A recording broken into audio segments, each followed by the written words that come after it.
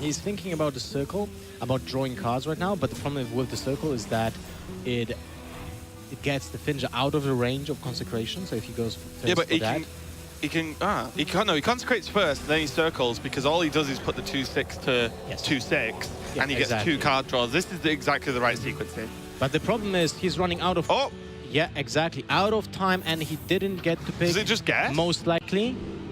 Oh. What? Actually, that's the first time... Oh, no, it was wrong! Hang on. He picked a Peacekeeper, which is obviously not in the deck. Right. But actually, this is the first pick? time... Yeah, he did pick. This is actually the first time, for myself at least, when I see the pick from the Glimmer route after the timer. I mean, Maelstrom E. Oh my god, with the Bloodlust, it's actually... That's actually pretty good. 15, 17, 18, 20, 23, 25. Right? It's 25? I can't even see from here. 11. Is it lethal? 5, 8, 10, 13, 19. Oh, yeah, well, Leroy. 23. And Hero Power? And Leroy, that's 25. G. Yeah. Zetalot gets a straight sweep with his priest.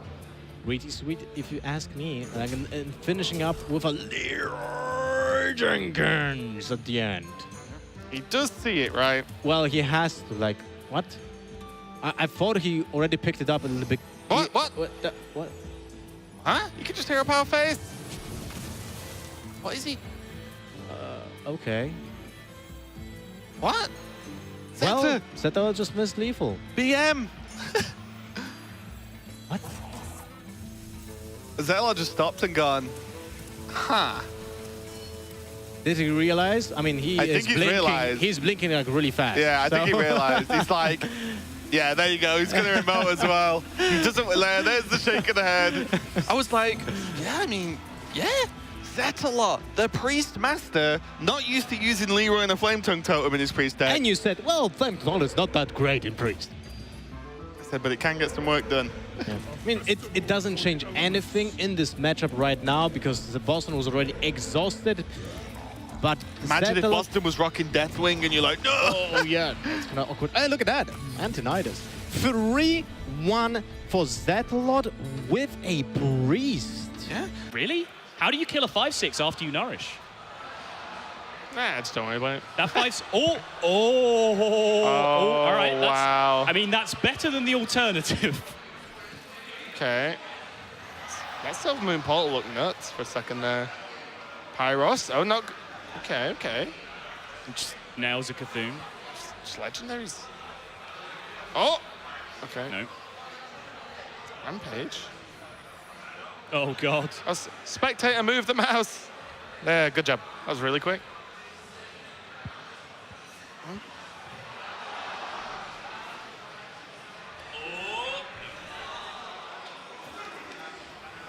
Okay, so there's actually 8. It's just an 8-1 that gets his deck. I think he's got it.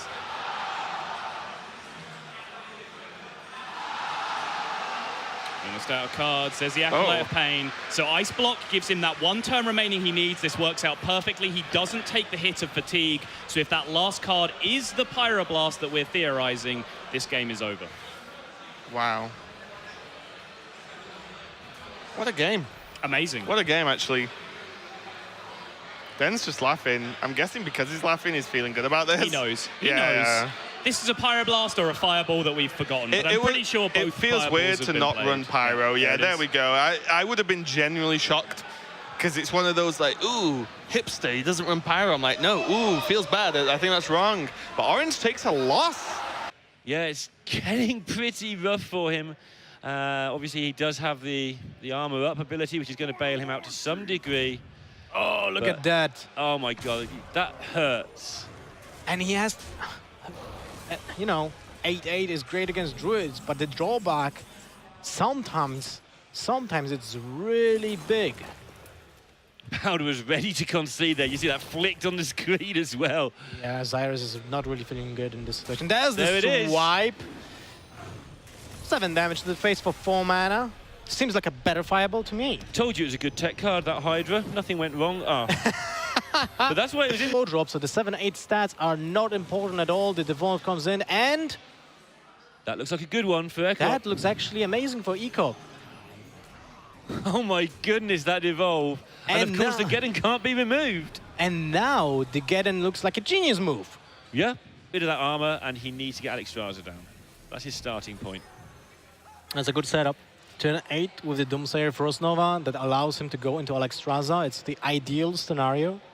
The problem is that with that Doomsayer, Maverick just goes for the double dirty right at 100%. There's the Alexstrasza. Oh dear. That's like the nightmare scenario right now for Ecop. The fact that he did set up a good Alexstrasza turn for next turn because of the Doomsayer actually bites him back, and now the second Doomsayer takes the Medivh? No. And Maverick there actually thought for a long time, so I've caught the Alexstrasza, do I even need to play the second one? The answer is, of course, well, yeah, might as well. When are you going to play it otherwise? He couldn't think of a better time. I think you should kill the minion. Play around Brawl that way? Yeah. Holy Oh moly. my goodness. So there was actually... Leader Right. needs to be pinged on turn 7, basically. Yeah, they're just both playing around things that the other ones put into their heads is there, and neither of them have got it. Although Maverick has now, oh my goodness. Oh my He god. had going to have a massive mega saw, but actually Ekop now just clears the board. That was, I think, the best possible card that he could have It drawn. couldn't have been any better. It's just Play impossible. Barnes. Barnes, a recent addition to this deck. I think a couple of people, RDU, and did Hoy take it as well? RDU definitely did. I don't think Hoy was playing it. Okay. And he got an Aya as well. Not bad for a, for a 4-drop. It's the Thanos. Hallucination, though, is like the last gasp here. Oh my god, Moonglade. Is it playable? Is it Yeah, enough, it is, though? It is. I don't think it's going to be enough unless it gets a taunt. Not even going to play it, just going to tidy up this board. Well, to be fair, Yeah. that might be enough to just secure the win for Neyria, because Modern Leopard now, what is that? That's 4, 6, 7, 8 damage. 1 off. 1 off.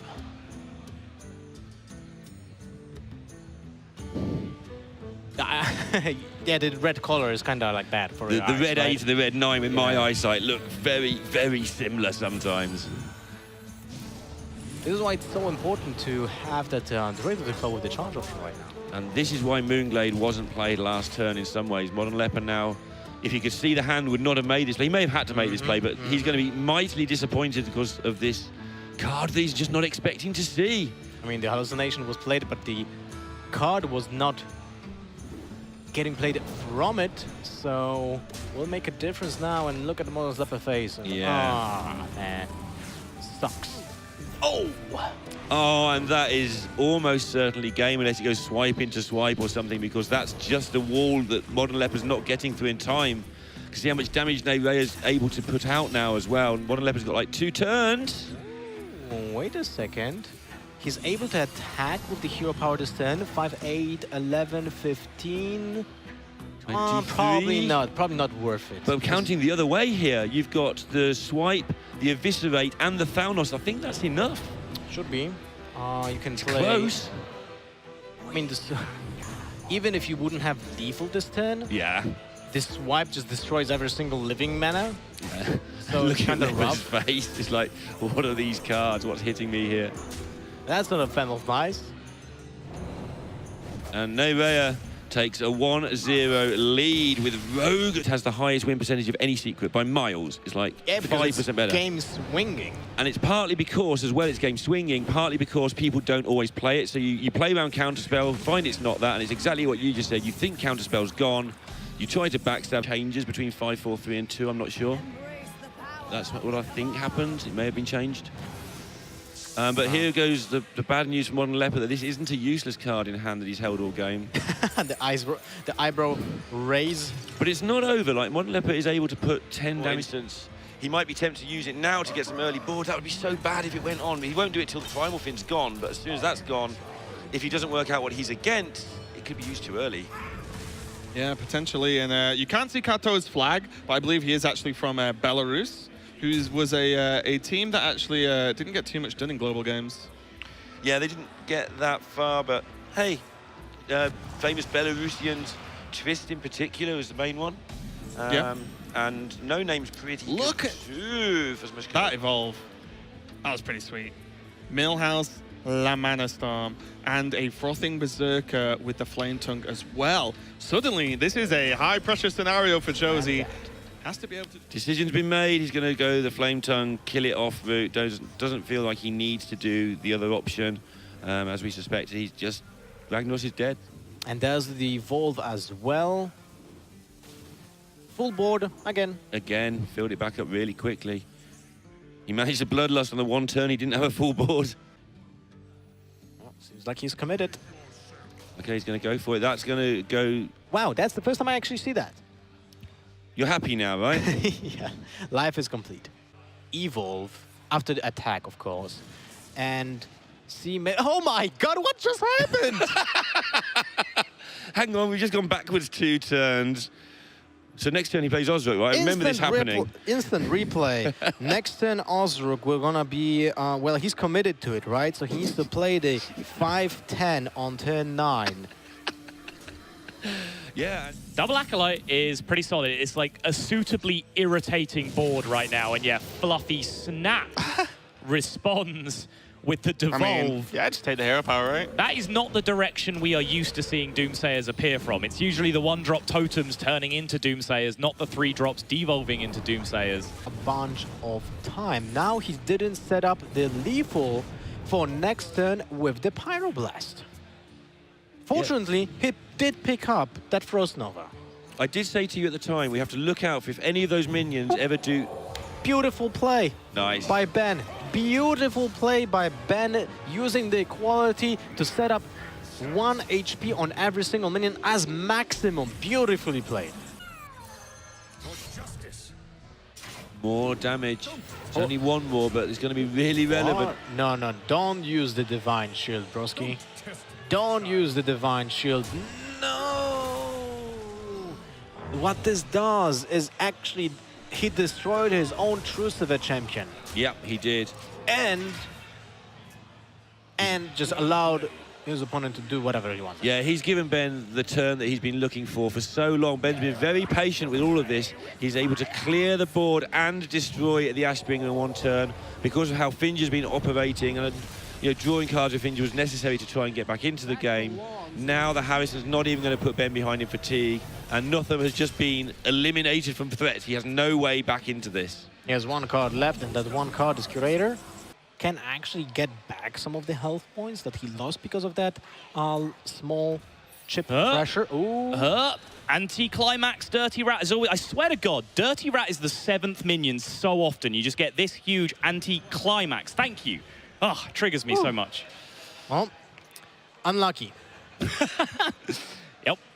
I mean, a demon. Yep. Kind of blew it here. Like, we should have put the spotlight on the Genzo because that doesn't happen often. No. The fact that the Genzo attacks on turn 3 and on turn 4 is incredibly rare. Yeah, exactly. The Fledgling as well is like, holy moly, both of those minions, Fledgling and the Genzo, are literally the same. Right? So, okay, so if you play a Hydra into a Fledgling, your opponent's in a pile of trouble. Yeah, he really is, because Daniel Legend now has to deal with the Hydra with all this mana he's got available to him. Yeah, that's not really easy. So he can play around, quote unquote. Yep. Against a weapon. Oh my! That is not a good 5-drop in this particular situation right now, because it literally says, I die. Yeah, I die anytime you make a Murloc 1/1 that lives. Yeah, I need to take care of your minions now every single turn, because that Hydra, even if it gets toned for some reason, it's not really that helpful. Who? I don't know, but he has 16 health. So lost right now. Stop it. What I was talking about. Look, the situation has got so serious for Benene. The fidget spinner has come out, guys. That's when you know it's got real. Sweet.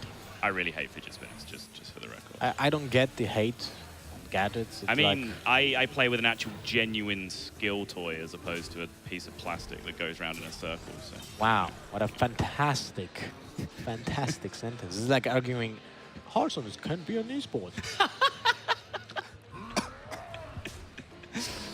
Oh.